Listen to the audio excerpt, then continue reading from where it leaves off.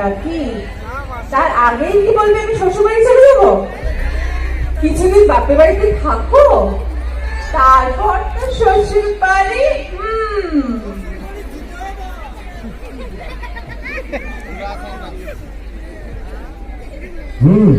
কিছুদিন বাপের বাড়ি থাকতে হবে।